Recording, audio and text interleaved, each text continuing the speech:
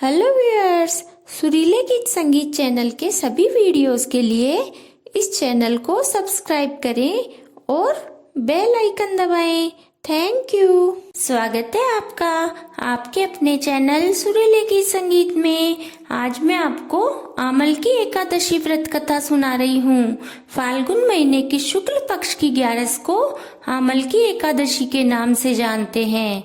यह व्रत सभी व्रतों में उत्तम माना जाता है। आंवले के वृक्ष में भगवान का निवास होने के कारण इस दिन आंवले के वृक्ष की पूजा की जाती है। यह व्रत मोक्ष प्रदायक, धन, वैभव एवं पुत्र पौत्रादिक प्रदायक व्रत है। इस व्रत में आंवले के वृक्ष के नीचे कलश स्थापित करें।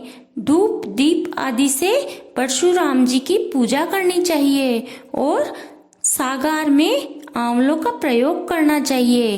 एकादशी व्रत का संपूर्ण दिन भगवत दर्शन, भगवत कथा, श्रवण एवं भजन कीर्तन में ही लगाना चाहिए। यदि सामर्थ्य हो तो रात्रि में भी जागरण करें। अब मैं आपको आमल की एकादशी व्रत कथा सुनाती हूँ। एक बार राजा मांदता ने वशिष्ठ जी से पूछा, हे गुरुदेव, यदि आप मुझ पर प्रसन्न हैं तो किसी ऐसे व्रत का विधान कहो जिससे मेरा कुछ कल्याण हो। वशिष्ठ जी ने कहा, राजन, सब व्रतों में उत्तम और मोक्ष प्रदान करने वाला आमल की एकादशी का व्रत है। मैं तुम्हारे समक्ष उसका वर्णन करता हूँ। फाल्गुन महीने में शुक्ल पक्ष की एकादशी का नाम आमल की है। इस व्रत के करने से संपूर्ण पाप नष्ट हो जाते हैं। इस संबंध में मैं तुम्हें एक कथा सुनाता हूँ। हे राजन, चैत्र रथ नाम का एक चंद्रवंशी राजा वैदिक नाम के नगर में राज्य करता था। उस नगर में हमेशा वेद मंत्रों का उच्चारण रहने के कारण वहाँ कोई भी पापी, दुराचारी, नास्तिक, दरिद्र तथा कंजूस नहीं था। वहाँ के सभी प्रजाजन एकादशी व्रत करते थे। वे सभी विष्णु भगवान के भक्त थे। एक समय उन्होंने फाल्गुन माह के शुक्ल पक्ष की आमल की एकादशी का व्रत किया। तब राजा ने नगर वासियों के साथ मंदिर में जाकर कुंभ स्थापित किया और विधि विधान से पूजन करते समय वे इस प्रकार कहने लगे, हे धात्री, तुम ब्रह्मा जी द्वारा अवतरित हो। तुम ब्रह्मा का हरि स्वरूप हो। हे देवी, तुम सभी पापों को नष्ट करने वाली हो।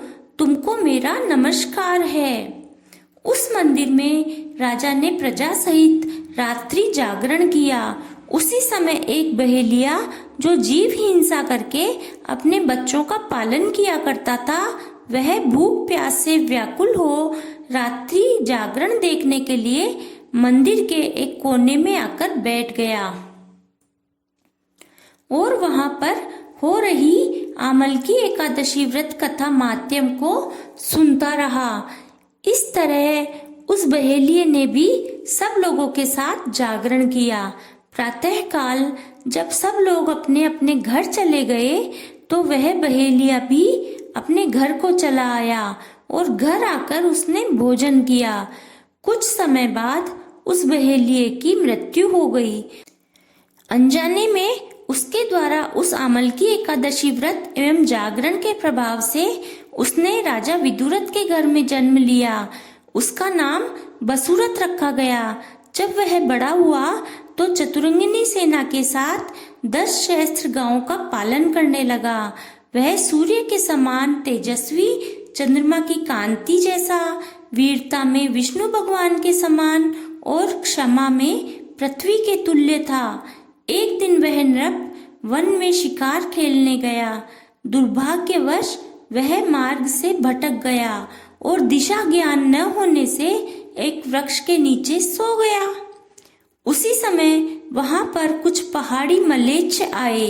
वह राजा को मारो मारो शब्द कहकर उस पर टूट पड़े और कहने लगे कि इसी दुष्ट राजा ने हमारे संबंधियों को मारकर देश से निकाला है, इसको अवश्य ही मार देना चाहिए। इस प्रकार कहकर वह म्लेच्छ राजा पर शस्त्रों से प्रहार करने लगे।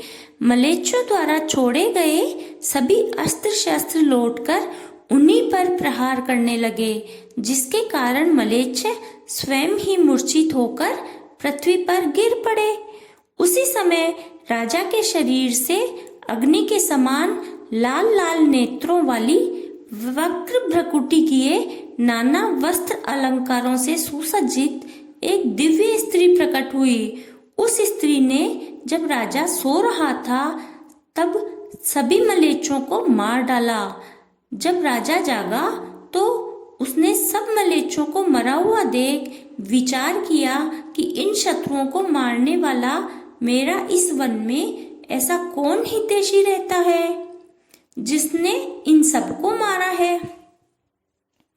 जब वह राजा ऐसा सोच ही रहा था तभी आकाशवाणी हुई, हे राजन, इस संसार में तेरी रक्षा स्वयं श्री विष्णु भगवान के अतिरिक्त और कौन कर सकता है। आकाशवाणी को सुनकर राजा अपने नगर को वापिस चला आया और सुख पूर्वक अपना राज्य करने लगा। महर्षि वशिष्ठ जी ने कहा, हे राजन, यह सब उस आमलकी एकादशी के व्रत के प्रभाव से हुआ है। जो मनुष्य इस आमलकी एकादशी का व्रत करते हैं वे निश्चय ही प्रत्येक कार्य में सफलता प्राप्त कर अंत में मोक्ष को प्राप्त करते हैं। बोलो विष्णु भगवान जी की जय।